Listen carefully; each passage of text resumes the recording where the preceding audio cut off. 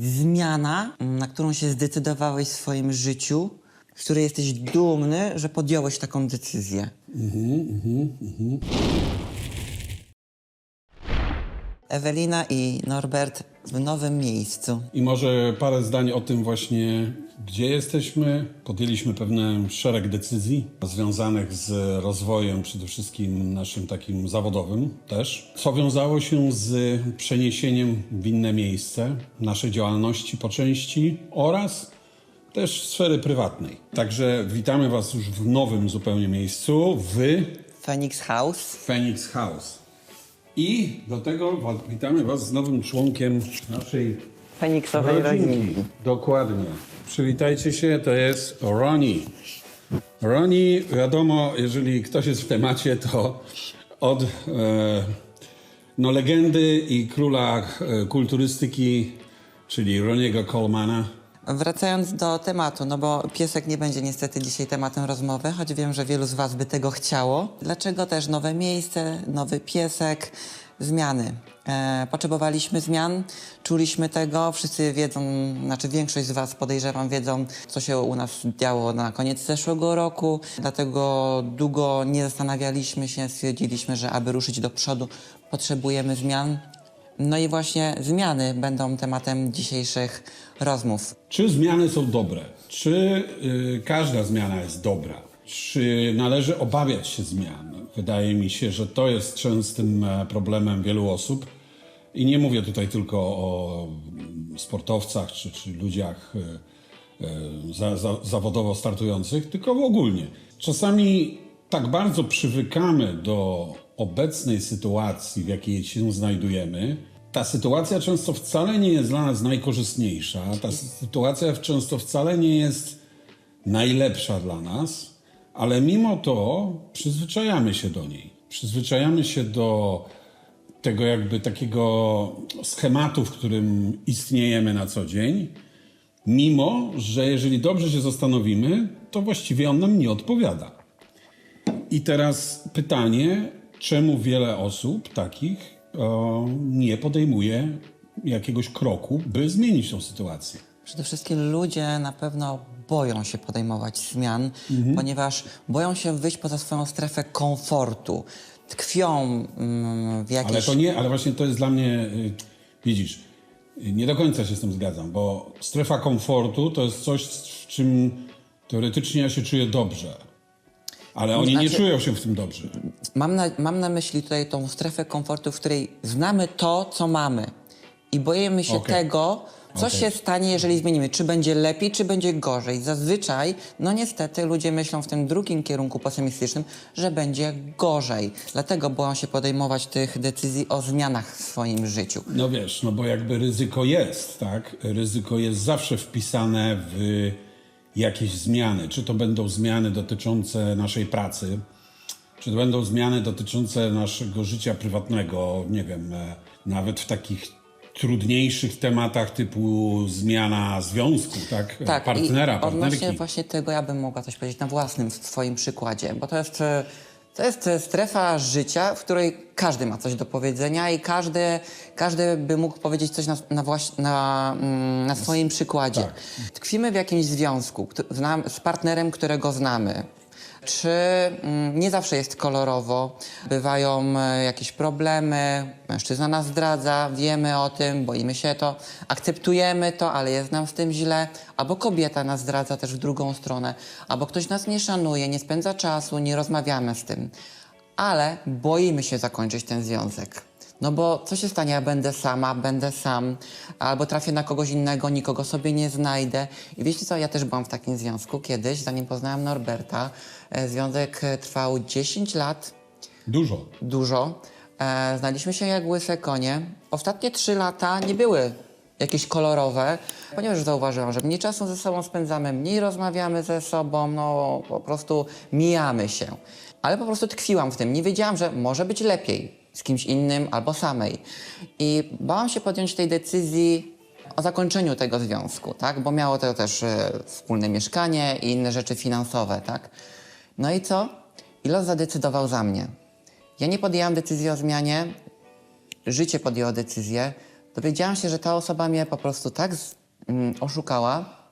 Zostałam totalnie sama na lodzie i tak ten związek się rozpadł, tak?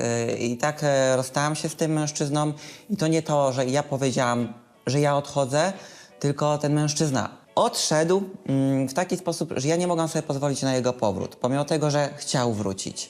Nagle w ciągu kilku godzin moje życie zmieniło się o 180 stopni. Uwierzcie mi, kiedyś bardzo z tego powodu cierpiałam. To była zmiana, której nie mogłam zaakceptować, natomiast dzisiaj, po wielu, wielu latach, ja dziękuję za to, że to się tak stało. Ja dziękuję losowi, że tak się stało. To były rzeczy, które mnie bardzo dużo nauczyły. Sprawiły, że stałam się zupełnie inną osobą, bardziej pewną siebie, bardziej otwartą i wiem już czego chcę, jakich błędów nie popełniać. Dlatego tej zmiany ja nie podjęłam sama, życie za mnie podjęło i wiem, że gdyby tak się nie stało, to moje życie wyglądałoby zupełnie inaczej i nie byłabym szczęśliwa w tamtym związku z tamtą osobą. To tak na przykład odnośnie zmiany, to tak krótka taka dygresja odnośnie zmiany w sferze prywatnej, że ludzie boją się podejmować decyzje, tkwią z niewłaściwą osobą, bo będą same, bo nikogo sobie nie znajdą. Ja zawsze jestem zdania, lepiej być samemu niż w byle jakim związku. Tak, no tylko właśnie wydaje mi się, że to też wymaga pewnych cech charakteru, bo jednak nie każdy podejmuje taką decyzję jak ty. Jest setki, tysiące osób, Tak, które tylko, że by ja na właśnie- twoim miejscu wybrałyby inną drogę. By przyjęły tego kogoś z powrotem. Pewnie tak. Na pewno. Mogę się założyć, że jest dużo takich osób.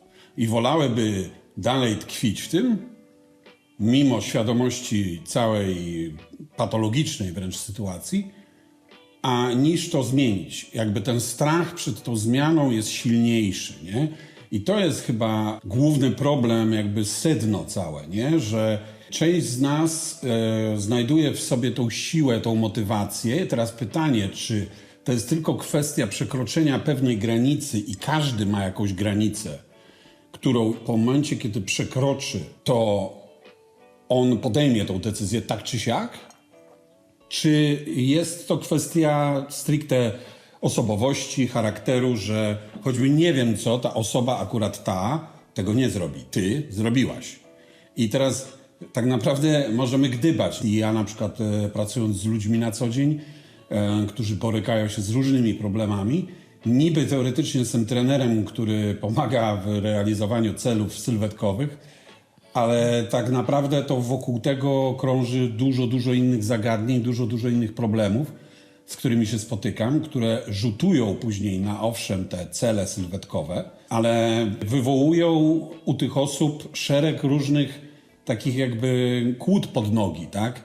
Bo oni by chcieli z jednej strony, nie wiem, zgubić parę kilogramów, wystartować w zawodach, zmienić swoją sylwetkę, poprawić zdrowie, tak dalej, ale z drugiej strony właśnie mają te problemy, że nie potrafią czasami czegoś zmienić do końca, nie mają tej siły w sobie, by przełamać jakąś taką barierę. I ja zawsze staram się docierać do takiej osoby w ten sposób, że zadaj sobie pytanie, co jest dla ciebie tak naprawdę ważne, co jest dla ciebie twoim priorytetem w tej chwili.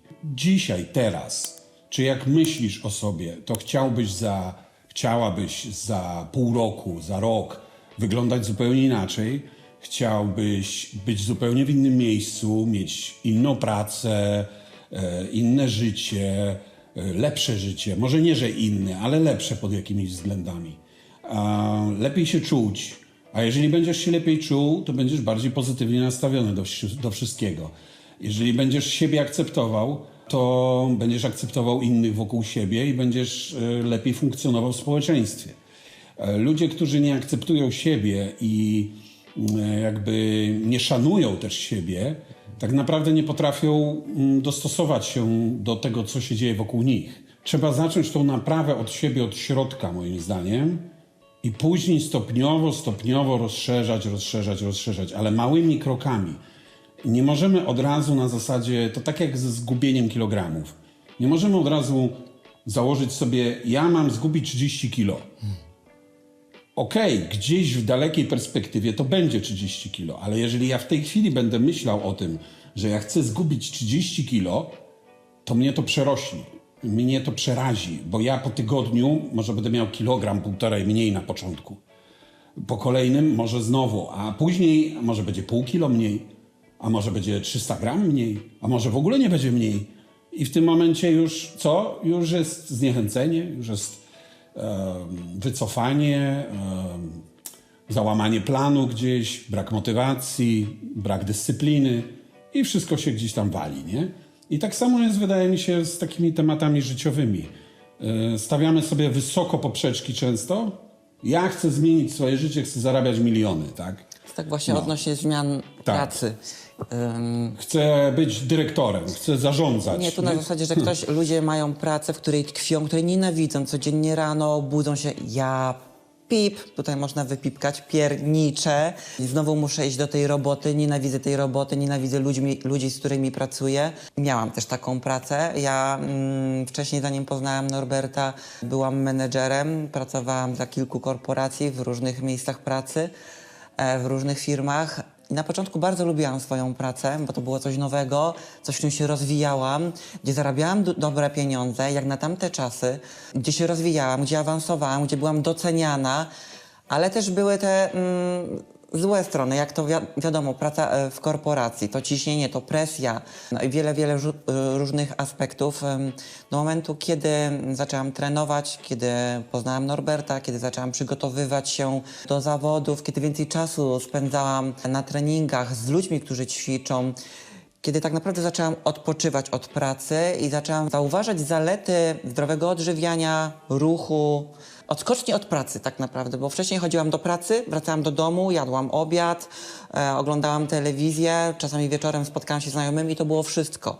A odkąd zajęłam się właśnie przygotowaniami do zawodów, zobaczyłam, że życie może zupełnie inaczej wyglądać, być bardziej kolorowe, wesołe i zaczęłam obserwować pracę trenerów, pracę zawodników innych i zaczęłam zauważać, że praca może być pasją i zastanawiałam się, czy ja faktycznie chcę dalej być tym menedżerem, pracować w obsłudze klienta, z tego typu klientami, mieć takiego szefa, czy będę w stanie pogodzić pracę menedżera z przygotowaniami do zawodów, z moimi treningami i powiedziałam sobie, no nie.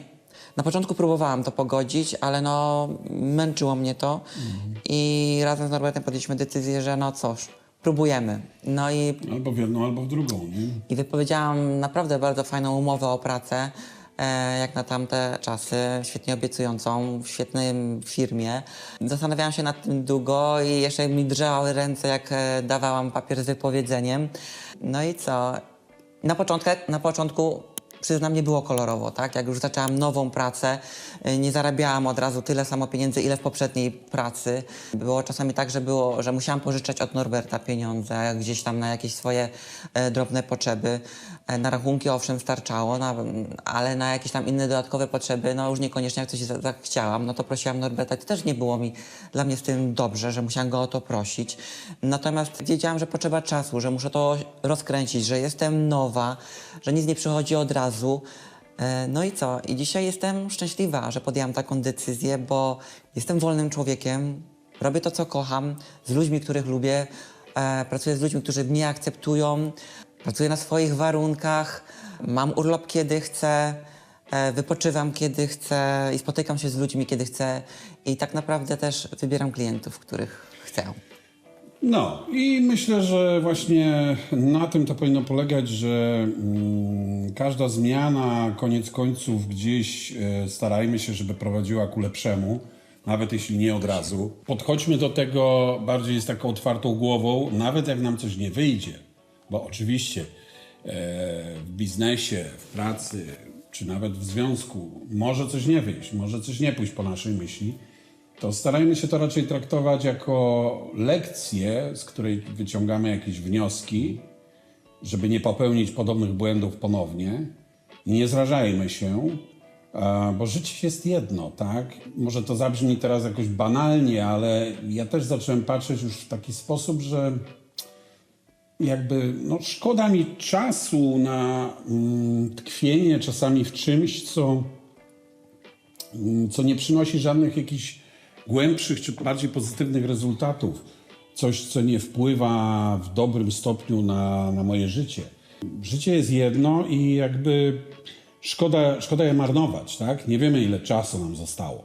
ile będziemy, wiecie, chodzić po tym świecie, tak? Każdy chce żyć jak najdłużej, oczywiście, ale no różnie to bywa, prawda? Więc wykorzystajmy ten czas jak najlepiej. Zmiany mogą przerażać, mają prawo przerażać, mamy prawo się ich bać, Mogą ale być trudne. mogą być trudne, ale czasami warto podjąć to ryzyko. Chociażby my podjęliśmy niedawno to ryzyko, zmieniając miejsce i zamieszkania, i miejsce częściowo też biznesowo, takie związane z naszą pracą. Zainwestowaliśmy pieniądze jakieś, prawda? Tak naprawdę niczego nikt nam nie obiecywał, nie mamy żadnej gwarancji na nic. Wszystko opiera się na naszych spostrzeżeniach, na naszych kalkulacjach, a prawda no, jest taka, że życie czasami weryfikuje i tak po swojemu, więc ryzyko zawsze jest podjęte jakieś, tak? Ale wierzymy w to, że da nam to jakiś bodziec do rozwoju i do tego, by móc dalej jakby pracować z wami, ale na jeszcze lepszym poziomie, być jeszcze bardziej efektywnym, żeby dla was Phoenix Team, ogólnie ujmując jako Phoenix Team, był jeszcze lepszy i lepszy rodzaj usługi mógł świadczyć. Większe możliwości. Większe możliwości, tak? I to jest dla nas takim celem było nadrzędnym i idziemy w tym kierunku. Także wszystkich zawodników i zawodniczki, zarówno tych obecnych, przyszłych, doświadczonych, początkujących, zapraszamy do Poznania, do Phoenix House na naukę pozowania indywidualną oraz na seminaria, które tu będziemy organizować, szkolenia różnego rodzaju. Obserwujcie nasze profile na Instagramie oraz stronę internetową www.phoenixteam.pl. Tam będą wszystkie informacje na bieżąco podawane. Wielkie seminarium, wielkie wydarzenie już w maju. 6 maja, moi drodzy, przyjeżdża Samsung Dauda z UK, gwiazda kulturystyki właściwie ostatnich lat, no i zwycięzca Arnold Classic z tego roku z Ohio i będzie prowadził specjalne seminarium dla was wszystkich, razem jakby z Phoenix Team. Więc już was zapraszamy. Przez stronę można wykupić udział w tym seminarium w bardzo prosty sposób. No i bądźcie czujni, bo dużo się będzie działo, dużo będzie jeszcze się tam rozwijać. Mamy jeszcze kilka planów niezrealizowanych, które w najbliższym czasie na pewno, że tak powiem, odpalimy i będziemy was informować na bieżąco. Ej, nie kończ jeszcze, bo ja mam dla ciebie pytanie. No. Zawsze każdy odcinek staram się ciebie zaskoczyć jakimś pytaniem. Dawaj. Zmiana, na którą się zdecydowałeś w swoim życiu, z której jesteś dumny, że podjąłeś taką decyzję. Z której jestem dumny, że podjąłem taką decyzję. Że podjąłeś to wyzwanie. I która okazała się dobrą zmianą, o może tak. Bo oczywiście są zmiany, które nie okazują się dobre dla nas, tak? Okej. Nie zawsze dobrze podejmujemy decyzje. Myślę, że na pewno pierwsze, co mi przychodzi w tej chwili do głowy, to zmiana, którą dokonaliśmy teraz niedawno. Bo to jest zmiana duża i zmiana bardzo uważam na plus. Owszem, miałem pewne obiekcje, miałem pewne obawy, ale jakby siła tej pewności w słuszności podjęciu tej decyzji była jednak większa dużo. Gdzieś to czułem wewnętrznie. To jest takie, wiecie, to jest coś takiego, że no po prostu się to czuje. Jeżeli to czujesz, to trzeba to zrobić. To się nie można zastanawiać. A jeżeli miałbym się cofnąć w przeszłość, nawet dosyć daleko, to na pewno taką zmianą bardzo istotną, która ukształtowała moje życie, to było jeszcze jak byłem na pierwszym roku AWF-u poznańskiego i zdecydowałem, że otworzę swoją siłownię. Mimo że byłem na studiach dziennych, a więc pogodzenie tego z jakimś tam biznesem no nie było niczym prostym z takiego czysto logistycznego i technicznego punktu. Była to siłownia, taka wiecie, no nie klub fitness, mała, kameralna. Wtedy w Poznaniu, to był 2003 rok, nie było zbyt wielu w ogóle takich siłowni jako siłowni, gdzieś tam jakieś osiedlówki. Było to ryzyko, było jak najbardziej, ale siłownia działała przez 14, prawie 15 lat, właściwie 15 lat. Więc jakby to nie powiedzieć, no był to sukces i który zmienił moje życie, bo Dzięki temu, dzięki podjęciu tej decyzji poszedłem w tym kierunku, w którym poszedłem. Phoenix Gym, później powstał Phoenix Team. I mnie tak poznałeś. dalej. I ciebie poznałem. I siedzimy tu dlatego, że wtedy podjąłem tę decyzję. Taka jest prawda. A więc, jeszcze raz, dziękujemy za ten materiał, że oglądaliście, dobrnęliście oczywiście do końca, mam nadzieję. Subskrybujcie kanał, lajkujcie, wciskajcie dzwoneczek, komentujcie, piszcie tematy, które chcielibyście usłyszeć, które byście chcieli, żebyśmy poruszyli. Mogą to być również jakieś trudne tematy, bardziej, nie wiem, tematy tabu nawet. Zobaczymy, może się skusimy. I do zobaczenia w kolejnej kawie z Phoenixami.